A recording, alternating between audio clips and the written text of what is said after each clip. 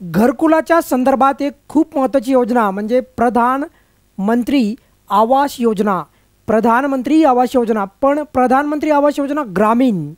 आता या योजनेच्या संदर्भात खूप महत्त्वाची अपडेट आहे बघा. 2025 मध्ये जर तुम्हाला घरकुल योजनेच्या अंतर्गत घर हवे असेल तर त्यासाठी सर्वे केला जातो. प्रत्येक जे काही ग्रामपंचायत असेल तर त्या ग्रामपंचायतच्या द्वारे तो सर्वे केला जातो आणि त्या सर्वेमध्ये जर तुम्ही सहभाग घेतला म्हणजे जर तुम्हाला घर हवे असेल तर तुम्हाला पहिलं तर ग्रामपंचायतच्या टचमध्ये राहावं लागणार आहे.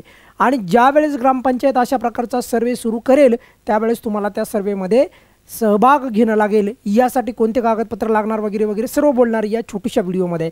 पण सध्या घरकुलासाठी प्रधानमंत्री आवास योजना ग्रामीण बघा, शहरीसाठी जर तुम्ही शहरी भागामध्ये राहत असाल आणि तुम्हाला जर घर घ्यायचं असेल तर यासाठी पण काही तुम्हाला अनुदान मिळते का या संदर्भात पण एक स्वतंत्र व्हिडिओ येईल. कोणीही सांगणार नाही आणि एकदम सविस्तर सांगणार त्या व्हिडिओमध्ये. पण तुर्तास या व्हिडिओमध्ये मी तुम्हाला बोलतो आहे ग्रामीण योजनेच्या बाबतीत.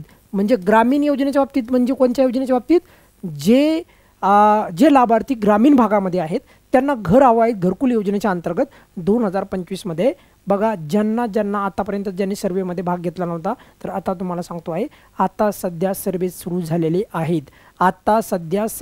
झालेले आहेत. त्यामुळे बघा तुमच्या ग्रामपंचायतमध्ये किंवा काही ग्रामपंचायतमध्ये जर झाले नसतील तर या पुढील काही दिवसांमध्ये तिथे पण होईल. पण एक खूप महत्त्वाची गोष्ट म्हणजे घरकुल योजनेच्या अंतर्गत प्रधानमंत्री आवास योजना ग्रामीणच्या अंतर्गत जे आहे बघा जे काही सर्वे आहे तर ते सुरू झालेलं आहे. यासाठी काय कागदपत्र लागणार हे सांगणार आहे. पण जर तुम्ही शहरी भागातून असताल तर नक्की मला व्हिडिओच्या खाली कमेंट्समध्ये सांगा. आणि जर तुम्ही पहिल्यांदाच या सर्वेमध्ये जर भाग घेत असाल तर तेही तुम्ही कमेंट बॉक्समध्ये मला सांगायचं आहे. आता खूप महत्त्वाची गोष्ट म्हणजे बघा, घरकुल योजनेच्या संदर्भात पहिलं तर लक्षात ठेवा, यापूर्वी जो सर्वे झाला होता त्यामध्ये ज्या लोकांनी सर्वेमध्ये भाग घेतला त्यांना आता घरकुलामध्ये त्यांचे नाव वाढलेत यादीमध्ये, घरकुल यादीमध्ये. पण ज्यांनी आतापर्यंत सहभागच घेतला नाही तर त्यांनी आता सहभाग घ्या त्या सर्वेमध्ये.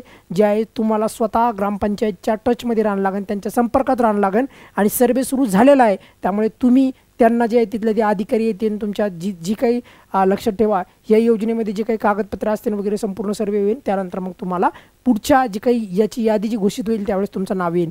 पण यासाठी तुम्हाला काय काय लागणार आहे पहिलं तर लक्षात ठेवायचं आहे.